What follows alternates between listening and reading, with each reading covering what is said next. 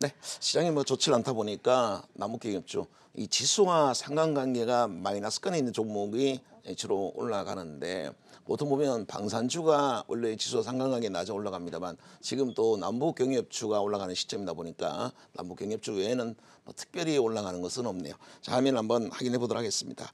지난 근 한 달 동안 이 현대로템 뭐 오늘 하나 더 포함을 시킨 것이고 대하태와 에코마이스터 부산산업 뭐 이 정도는 단기적으로 많이 움직일 수 있는 종목이라 여러 차례 소개를 했습니다만 최근에 현대로템까지도 흐름을 잘 타고 있으니까 만약에 남북경협주로 한다면 뭐 철도 외에는 다른 거는 굳이 할 필요 있나, 철도만 해도 된다는 말씀을 좀 드리고 싶고, 요 밑에 보시면 디케락, 조강 ILI, 대동스틸, 해인, 뭐 디와이퍼 많은 종목군들이 있습니다만 간단하게 기술적인 흐름만 훑어보도록 하겠고요. 여기 보시면 S&P 월드는 최근에 연일 급등하고 있습니다. 엄청난 급등이 있죠. 역시 이 시장에는 개별적으로 장이 좋든 나쁘든 이 M&A 이슈들 피인수나 최대 주주가 변경되는 것보다 더 큰 재료는 없습니다. 그래서 정말 소위 말하는 잡주들이죠. 이 시장에서 있는 듯 없는 듯 하는 종목군들이 올라가는 방법은 뭐예요? 갑자기 실적이 좋아지기는 좀 어려울 것이고 대부분은 보면 최대 주주가 바뀌거나 M&A를 하는 이런 상황입니다. 어떤 경영권의 이슈를 해서 주가가 날아가는 경우죠. 그래서 S&P 월드가 최근에 가장 급등하고 있으니까 사실상 뭐 급등주라고 한다면 이 남북경협주가 올라가도 급등주는 아니니까 급등주는 어떻게 보면 S&P 월드 한 종목 정도가 되지 않을까라 보여집니다. 이 종목부터 한번 확인을 한번 해보도록 하겠습니다. 자, S&P 월드를 한번 보죠. 자, 보시면 연일 급등하는 모습 체크를 하면 조금 크게 해서 한번 보도록 하겠습니다.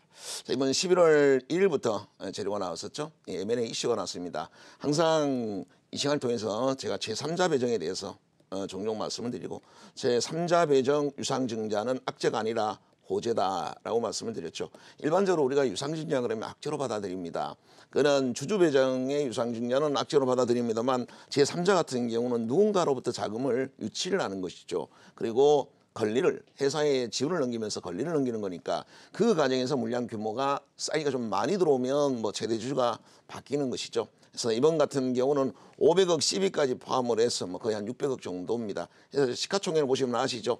낮은 금액이니까 거의 뭐 대부분의 주식을 넘겼다라는 거니까 최대 주주가 바뀌었다 이렇게 보시면 되겠죠. 그 재료 하나 시장의 SP월드는 상장이 작년도 됐습니다만 그 이후에 정말 있는 듯 없는 듯한 화장품 그 소품들을 생산하는 거고 시가총액도 원래 한 300억 400억대 놀던 기업이라 존재감이 없었던 기업이죠. 있는 듯 없는 듯 돈도 버는 듯 마는 듯 했었던 S&P 월드가 이번 11월 달부터 급등을 했기 때문에 요런 종목만 매매하는 분 입장에서는 뭐 굉장한 수익을 준 종목이 됐습니다. 그래서 이걸 S&P 월드를 뭐 다음 주부터 매매하라는 얘기는 아니고 항상 제3자 배정 유중으로 또 제3자 배정과 시비를 포함해서 많은 물량을 넘기면서 최대주가 바뀌는 과정의 종목군들이 이렇게 급등을 합니다. 지난 연도에 아마 여러분 아시다시피 종종 제가 소개를 했죠. 폴루스 바이오팜도 한 6, 7배가 날아갔었고 이 조명 만드는 필룩스가 있죠. 필룩스도 이름도 되게 비슷하네. 필룩스도 제3자 배정을 한 뭐 500억 정도인가 하면서 이것도 한 5배, 6배. 폴루스는 거의 한 6, 7배 정도 급등을 했었죠. 그래서 보통 M&A 이슈가 있는 종목들. 근데 이미 M&A를 하는 경우는 거의 회사가 거의 바닥, 주가 수준이 거의 바닥이거나 회사의 자금이 아예 없는 상황이죠. 그러다 보니까 자금 수혈이 되는 거죠. 누군가에게 주식을 팔아서 큰 자금이 들어오는 부분들이라 보니 주가들이 이제 그거 외에는 사실 올라갈 수 있는 모멘텀이 없는 것이죠. 그래서 아예 여러분 생각에 잡주라고 생각됐던 종목이 가년 만약에 제3자 배정과 뭐 CB로 만약에 최대주주가 바뀐다면 그날 상한가고 날라가도 따라가야죠. 왜냐하면 상한가 한 방에 끝날 재료가 아니죠. 그런 경우는. 그래서 그런 경우는 보통 뭐 3배, 4배, 많게는 10배씩도 날아갑니다. 그래서 M&A 이슈가 확실하게 진행이 됐다라고 생각이 되면 자 해야 된다고 말씀을 드렸고 그 과정에서 몇 종목을 소개를 했었는데 아이진과 레고캠, 큐리언트인데 아이진은 최근에 이 임상 뭐 결과가 하나를 좀 안 나온다는 것 때문에 약간 조정을 좀 받고 있고 레고캠은 물론 장 때문에 그런 것도 있습니다만 레고캠은 60일선에 걸렸으니까 주목을 아직 해봐야 되겠죠. 제3자 배정 자리가 지난 10월 달입니다. 600억에 제3자 유증 결정이 됐고 해서 요 제로 그다음에 여러분들이 실질적으로 매매를 해야 될 대상은 큐리언트가 되겠죠. 이 레고캠은 시총이 센데 600억이기 때문에 자 크게 영향을 미치지는 않지만은 큐리언트는 다릅니다.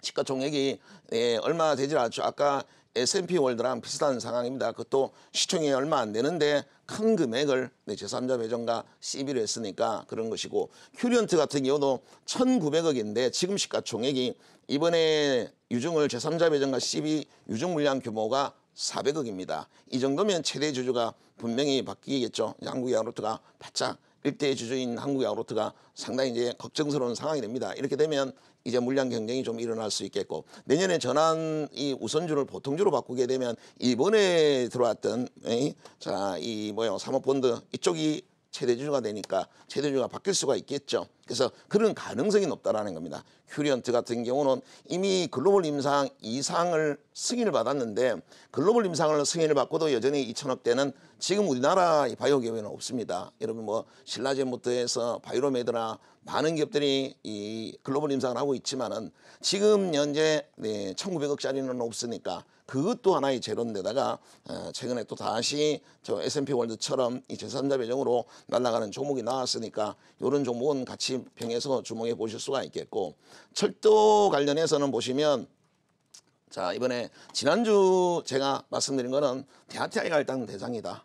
근데 원래 대장은 현대로템이죠. 현대로템이지만 가볍게 움직이는 것은 대하티아이고, 최근에 메이저 수급도 대하티아이만 들어오기 때문에 좀 안전하게 매매할 수 있는 것은 대하티아이가 아닌가. 그래서 지난 한 달 동안 대하티아이만 이 종목에는 급등주가 없으니까 이 종목을 말씀을 드렸는데, 자 이번에 현대로템까지 61선에 올라서서 이 12월 달 들어서 정비를 초기까지 봤습니다. 그래서 현대로템 자, 대하티아이 어느 걸 하시든 상관은 없죠. 그 다음에 에코마이스터 아직 다 정비를 나기 전에 61선을 해보겠죠. 사실 이 정도면 정밀이 나온다고 보면 되겠고, 지금 시장이 좋지는 않습니다. 이들은 지수와의 상관관계가 매우 낮기 때문에 지금 시장 자체가 좋지는 않고, 이번 주말장에 또 미국이 고용 지표도 부진으로 급락을 했죠. 그러다 보니까 아마 다음 주는 이 지표와 상관관계가 그나마 그래도 나아지는 남북 경협주들이 제일 이슈가 될 수가 있겠죠. 그래서 다음 주는 조금 이 주 초까지는 남북 경협주가 조금 더 주목을 받을 수가 있을 것 같습니다. 자, 두산산업은 그래도 골든을 찍었습니다. 미리 60선 돌파가 됐고, 자, 이 흐름 자체만 놓고 본다면 대부분 이 남북 경협주는 주로 언제 매매를 하는 게 좋으냐면 금요일 날 매매를 하라고 말씀을 드렸죠. 그리고 나서 월요일 날은 아침에 나누어서 조금 물량을 정리를 하는 게 이게 남북 경협주를 매매하는 방법이 되겠죠. 일부 다 던질 필요는 없겠고, 일부 잠깐 이익 실현했다가 월요일 화요일 날 다시 저점을 사는 방법을 쓸 수는 있겠고요. 일단 금요일 날이 제일 좋죠. 그 기대감.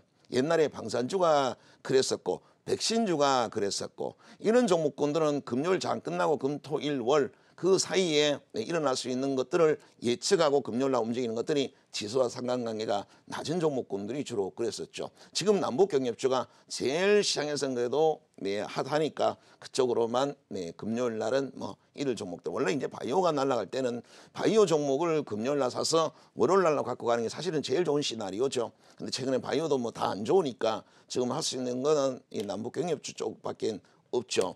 자, 이 파이프 쪽으로 볼까요? 이 가스 쪽으로 보시면 DK락도 이제 비슷하게 먼저 철도 종목이 움직였었고요. 그 다음에 자, 이 낙스 효과가 나오는 종목군들이 보시면 DK락과 조강 아이라인 아직 뚫지를 못했죠. 대동스틸 일반적으로 가장 유명한 대동스틸도 이제 61선에 막 올라섰습니다. 그러면 철도들이 먼저 날아갔고, 그 다음에 가스관 쪽으로 종목이 이제 움직이려 하고요. 자, 해인처럼 이렇게 오히려 지하자원 개발 쪽, 그러니까 인프라 투자나 이런 쪽에 관련한 종목군들은 자, 해인도 있고 DY 파워도 있습니다. 이제 61선을 막 올라타니까 아직 시작도 안 했다라고 보시면 되겠고, 자, 이 인프라 투자를 하기 전에 반드시 먼저 해야 될 부분들이 있죠. 터널을 뚫어야 됩니다. 철도를 하더라도 터널을 뚫어야 되고, 고속도로를 뚫어도 터널을 뚫어야죠.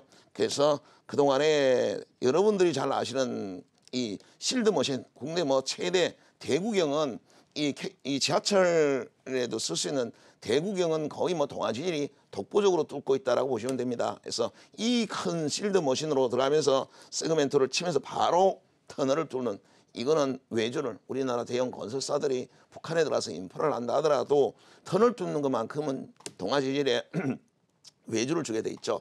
그래서 이번 주에 60일선을 뛰어넘었습니다. 뭐 이런 종목을 수급 갖고 하는 것은 아니니까요. 자, 그다음에 여러분 또 주목하셔야 될 종목은 인선 ENT가 되겠죠. 인선 ENT 같은 경우도 이 비계 구조물이라고 해서 만약에 뭐 북한에 들어가서 건축물을 짓는다면 짓기 전에 구조물들을 만듭니다. 그거 철거 국내 1위 업체들이 있죠. 그래서 인프라 투자와 연동돼서 들어갈 수 있는 사업이 바로 비계 구조물 철거하는 인선 ENT도 같이 볼 수가 있겠습니다. 아직 정렬이 안 만들어졌으니까 다음 주에는 많은 기회가 있으리라 생각이 됩니다.